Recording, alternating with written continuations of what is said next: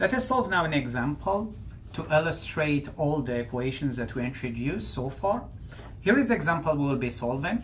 So the example tells us that a mixture is composed of 2 kilomoles of CO2 and 4 kilomoles of N2. It is compressed isentropically in a cylinder from 100 kilopascals and 20 degrees C to 2 megapascals. Now, if we assume constant specific heat, what we have to do, we have to calculate the final temperature, so this is after compression, and the work required. So let us solve this example. So we have example. What do we know in this example? We know that we have a mixture of two gases. We have CO2 and N2. So for CO2, what do we have? We have the number of moles of CO2 is equal to 2 kilomoles. And for N2, we have the number of moles of N2 is equal to 4 kilomoles. From now on, actually, the CO2, I will replace it by index 1, and this one 2, okay? So N1, N2, and M1, N2, and so on. So what do we know? We know that this is an isentropic process. So, and we have to calculate the temperature T2. Calculation of T2. It's an isentropic process, so we can write T2 over T1 is equal to what? Is equal to P2 over P1, K minus 1 over K. P2 over P1 exponent K minus 1 over K, okay? We know P1. P1 was equal to 100 kilopascals. We know P2, 2 megapascals. We know T1 was 25 degrees C, or 20, sorry, degrees C. So therefore, we just write this as T2 is equal to what? Is equal to T1 cross P2 over P1, K minus 1 over K, okay? So we said that this one is known, this one is known, this one is known, this one is known, it's equal to 1.4. And basically it's done deal. But hold on a second. Here we have really to be careful, because in the past we always plugged K is equal 1.4, but now this is completely wrong, okay? Because we are not dealing with air, we are dealing with a mixture of gases, CO2 and N2. So basically K becomes an unknown, okay, that we have to calculate. And how we calculate K? We calculate K by writing Cp over Cv of our mixture. So this one becomes Km, M, and M. And how to get Cp or Cv? We have now the formulation, which is a summation of MFI Cpi and MFI Cvi. So we have to calculate the mass fraction of each component and to get Cp and Cv of each component, okay? To get the Cp of the mixture, Cv of the mixture, and then to get Km, and then we can plug Km here, okay? We have really to be careful, because now it's completely another story when we have a mixture of gases. And each time we change the proportion of the mixture, let's say here I put 1 kilomole instead of 2, I have to redo the process, okay? So let's go now actually and try to do this. So what do we know? We know that to get this, to get K, we have to calculate Cp of the mixture is equal to what? Is equal to the summation 1 to K of MFI Cpi. And Cv of the mixture is equal to the summation of 1 to K of MFI Cvi. So what do we have to do? We have to calculate the mass fraction of each one of them. So calculation of MFI, meaning for us MF1 and MF2. To get the mass fraction, we know this is the mass of CO2 over the total mass and the mass of N2 over the total mass. But we don't know the mass of CO2. So we can calculate the mass of CO2 that we called M1. It's equal to what? It's equal simply to the number of moles of CO2, your 2 kilomoles, cross the molecular weight of CO2, okay? 2 times 16 plus 12. And this is equal to what? We have 2 kilomoles cross our 44.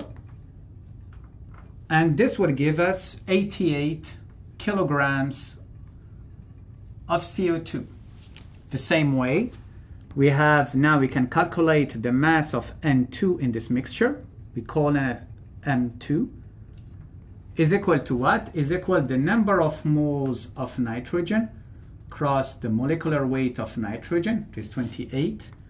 And this is equal to what? Is equal to 4 cross the molecular weight of nitrogen. This is 28, 2 times 14.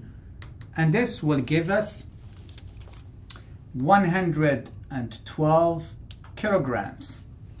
Now the total mass at the mixture is equal M1 plus M2. And this is equal to what? Is equal to my 88 plus 112. And this will give us 200 kilograms. This is the total mass, okay? Now knowing M1, M2, and M of the mixture, I can get for CO2, what I have, the mass fraction 1 is equal to what? Is equal to M1 over the mass of the mixture, and it's equal to what? It's equal to 88 over 200, and this will give us 0.44.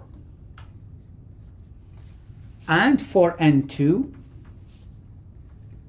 here I have two options. I can recalculate, or I know that the summation of the mass fractions has to be equal to 1.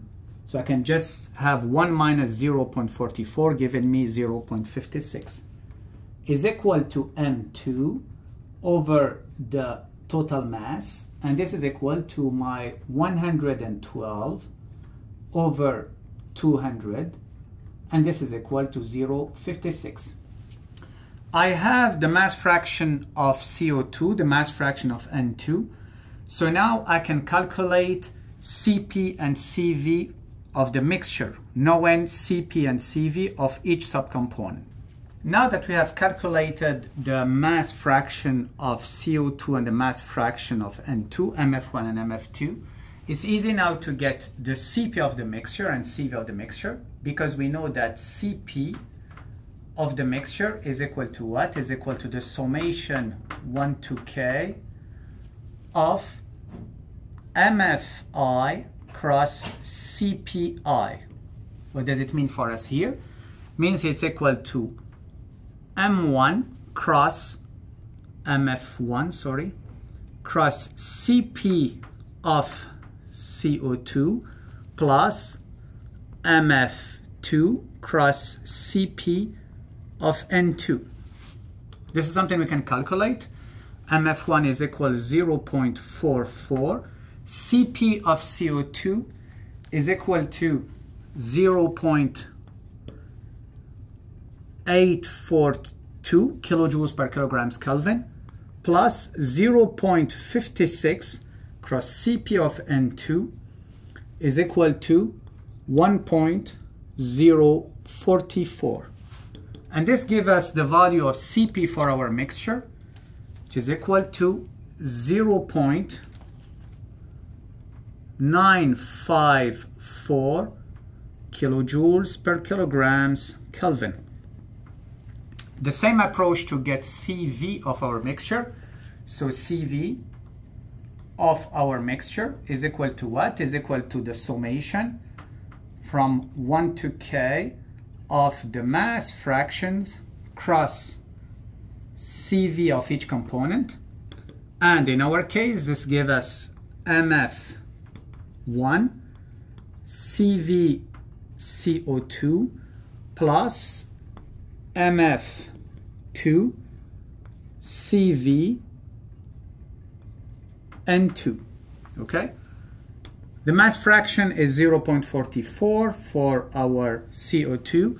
The value of CV for CO2 is 0.653 plus MF of N2 is 0.56 cross CV of N2 is equal 0.745, and this gives us the value of CV for our mixture, which is 0.705 kilojoules per kilograms Kelvin.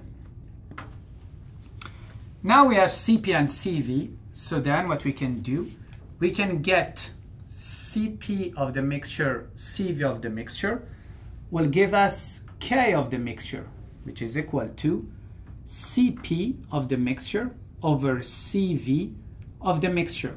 And this will give us, our CP is 0.954 over 0.705, and this will give us a value for K. It's equal to 1.353. Now we have the specific heat ratio for our mixture. Now we are allowed to calculate our T2, okay, with the right value of Km. T2 is equal to T1 cross P2 over P1 exponent Km minus 1 over Km.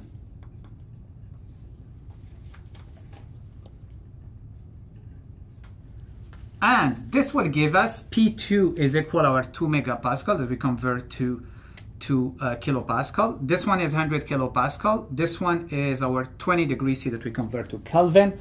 And this will give us,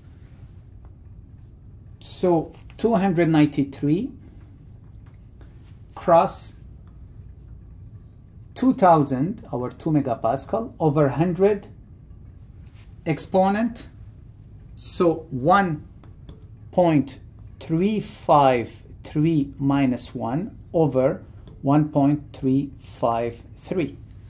And this gives us a temperature T2 is equal to 640 Kelvin. Okay? So you see the trick here is really that we need to have K because it becomes an unknown in our problem, and if we change the different number of moles, so therefore we'll have to redo this process. So this is why I guess you can easily understand that it's easier actually to write a code for this, and therefore so you can pick different number of moles, for example, or a set of number of moles, and each time it will give you, calculate for you the temperature T2.